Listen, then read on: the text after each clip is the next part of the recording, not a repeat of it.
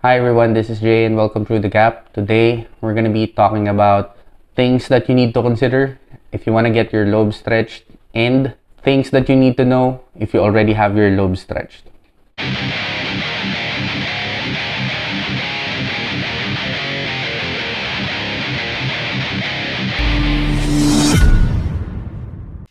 So what we're going to be talking about today are the things that you need to consider kung gusto mong mag-plugs or tunnels or mag-stretch ng lobes, or kung meron ka na, basic things that you need to know about yourself and about your plugs and tunnels. So first, let's start with the thing that you need to consider if you want to get your ear stretched or if you want to get plugs or tunnels.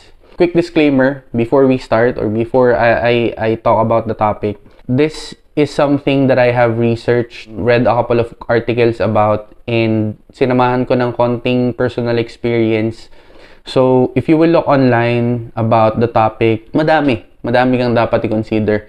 But mainly, if you read through them, it already discusses like yung healing process, paano ba yung ganito, paano ba yung ganyan. Kung yun yung iisipin mo, you already have stretched your lobes at that point. My take on this topic is that the only thing, basically there's only one thing that you need to consider if you want to get your lobes stretched. Okay? The only thing that you need to consider is, gusto mo ba talaga? Do you really want to have your lobes stretched? Gusto mo ba talaga ng plugs and tunnels? Yun lang naman talaga, dapat mo i-consider. Like all the things that you do in your life, you need to know or you need to make sure that you want this. Bakit? Kasi this will be permanent. You know? Early stages, maliit pa lang yung butas mo and then you decided to quit or you decided na ayaw mo na or for some reason, ayaw mo na siyang ituloy.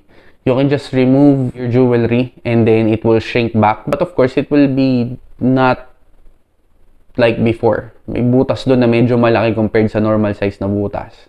Pag nag-upsize ka and you get to a certain size, of course, removing your jewelry will not be enough for it to shrink. It will shrink, pero there will really be a distinct hole in your lobes.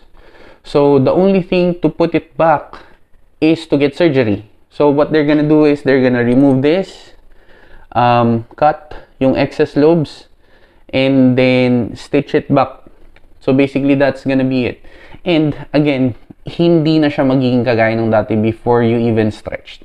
So, for me, that's the one and only thing that you need to consider. Gusto mo ba talaga mag-stretch ng lobes? Way back 2010, 2011, that's when I started stretching. I was in college back then. Imagine yung music influence, friends, tropa, mga naka-plugs, tunnels, tattoos. You know, nainganyo ako na mag-plugs and tunnels kasi it looks cool.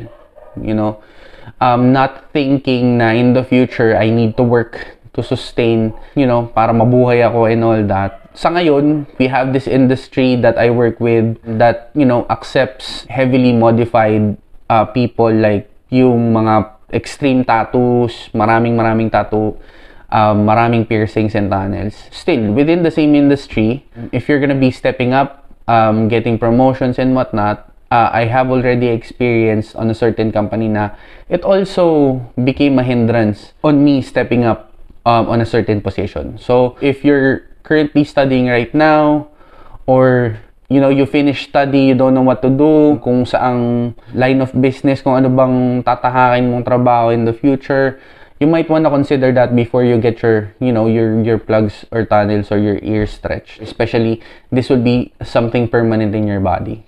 And basically, that's the purpose of this channel. You know, I'm not discouraging you in any way, by any means. I want you to pursue whatever form of art, body art that you want to do, tattoos, piercings, whatever modification you want to do with your body.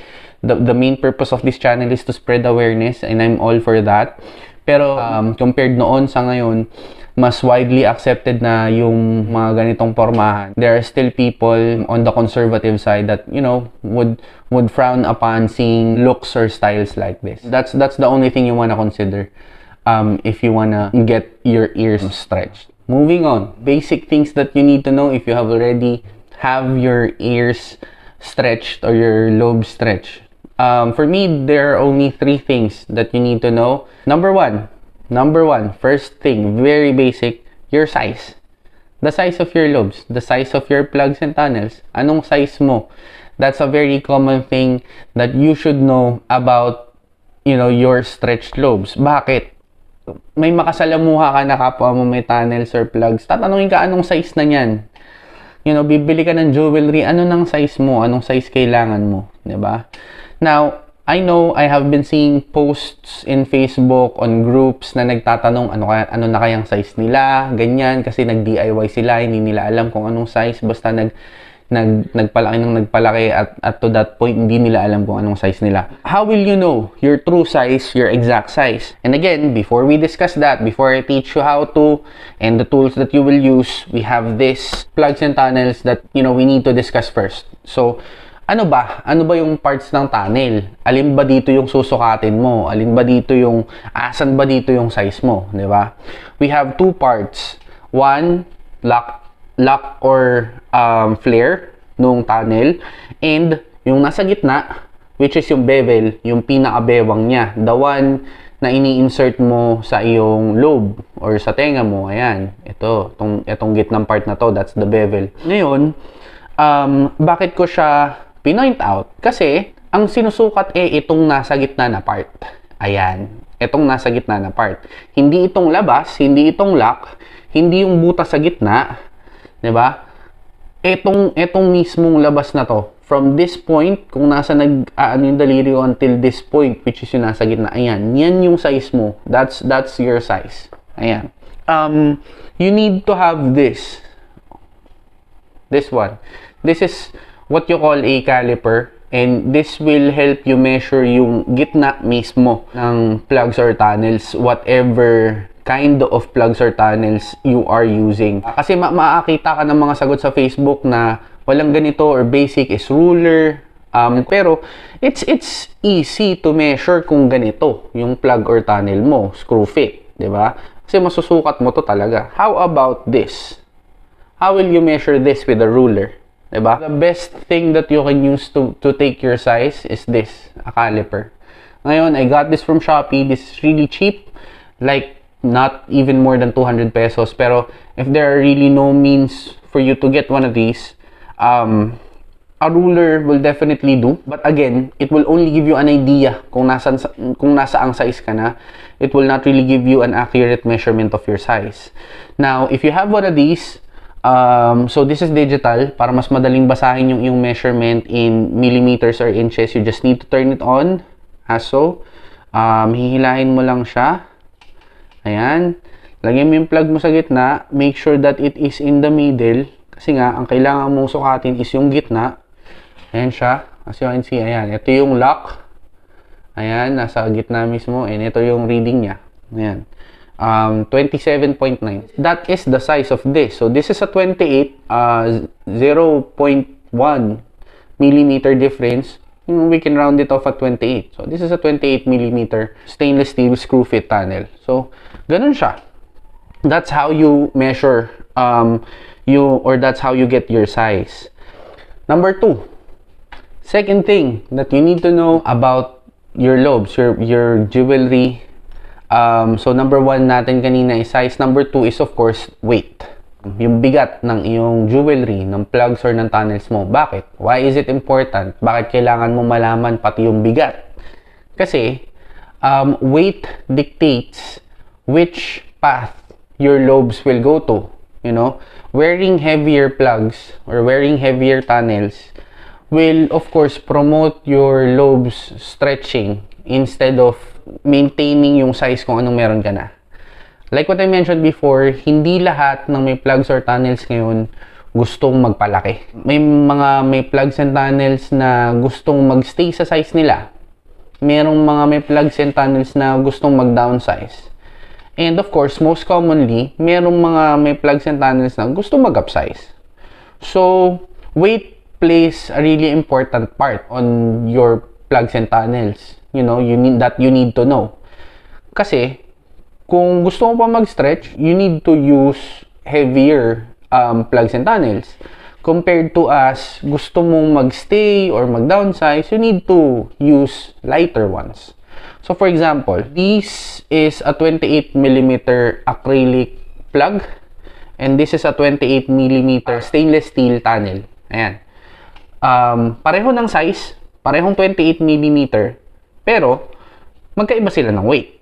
If you wanna go with a heavier one, pili ka ng plug kasi solid to eh. Wala siyang butas sa gitna. And choose a material that is heavy. You know? Compared to us, the tunnel, of course, since may butas, mas magaan siya. And this is stainless. You know, this is not really the lightest one that I know. So far, the lightest material that I know is plastic. 3D printed plastic weighs lesser compared to a stainless one. So that's the lightest material that I know so far. It's really important na alam mo yung bigat ng iyong jewelry. Ayan. So how will you know yung bigat ng iyong plugs or tunnels? This. You can use this. This is a gram scale. So all you need to do as well is to turn it on. Ayan. Yun yung isa sa mga things na kinonsider ko while doing a review. Kasi nga, weight really is important when it comes to your stretching journey. I also mention kung ano bang differences ng materials pagdating sa weight, kung ano ba siya. Ayan. Tingnan mo yung stainless, I'll measure it. It measures at 10.1 grams. So, compared mo sa isang 3D printed plug, 7.2 grams. So, 3D printed plastic plug, again, that is 7.2 grams, magaan, 7.2 grams. Compared mo dito, 9.7. See? It's not the same size, and considering that this is a larger size compared to this, and this is lighter compared to this, weight actually affects directly yung third thing natin that you need to know. And again, the second one that you need to know is, of course, the weight of your jewelry. Before we move on to the third and final thing that you need to know about your plugs and tunnels, quick shout out lang for my shirt for today. This is Kawaiyan Clothing. Maraming salamat, Kawaiyan Clothing. So yan, third thing that you need to know about your plugs and tunnels is the material. Saan ba gawa yung plugs and tunnels? Bakit kailangan mong malaman kung saan gawa ang iyong plugs and tunnels? Kasi this is directly related to the weight of the plugs that you will have or that you will get and insert into your lobes. And the most important reason behind why you need to know the material is ang katawan ng tao iba-iba. And materials being used with plugs and tunnels are iba-iba din. So, you need to know saang material ka ba komportable, saang material ka ba hiyang. So, we have synthetic plugs and tunnels and we have organic plugs and tunnels. Synthetic, we have plastic, silicone, we have acrylic.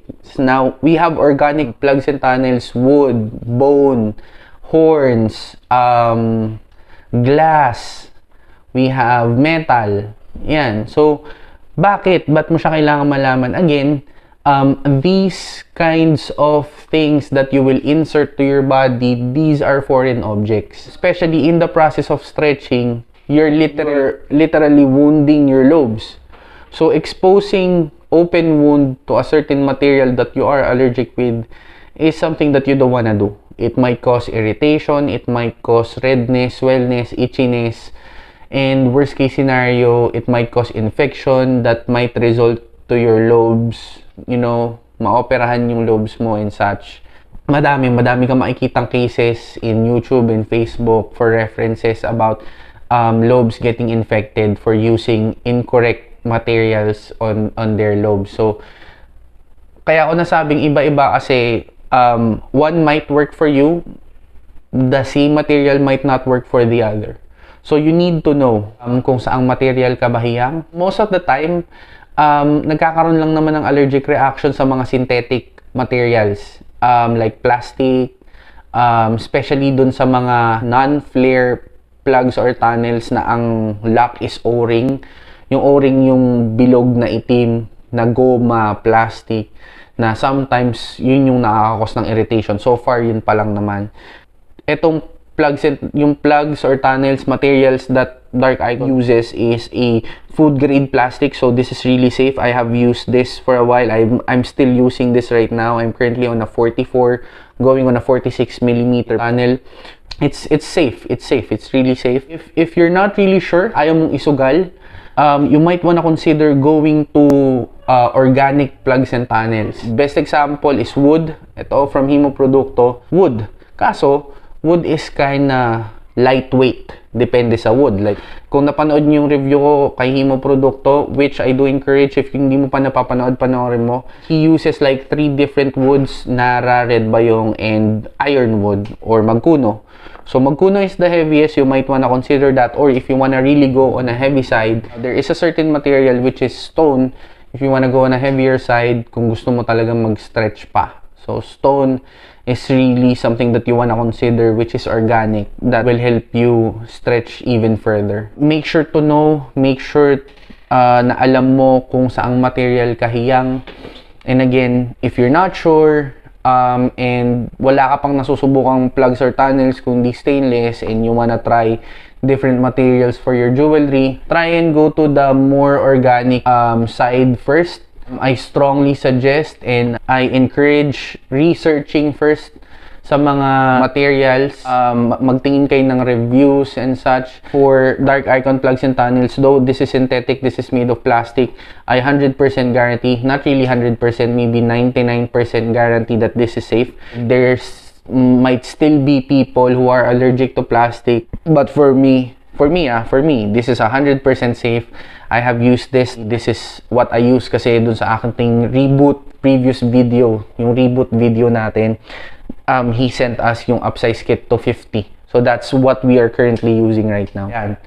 So those are the things that you need to consider. Again, size, weight, material.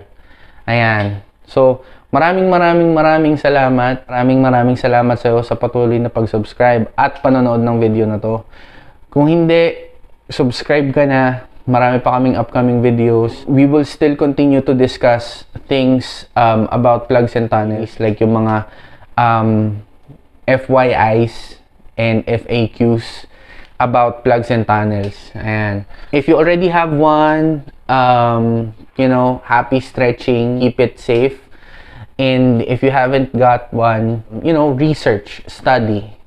And, you know, the channel is here. You can post your comments. You can post questions on the comment section below. We have a Facebook page. You can follow us as well. So, ayan. Yun lang for today. Maraming salamat sa panonood. Again, my name is Jay. Thank you so much for your continued support. And this is Through the Gap. Peace out.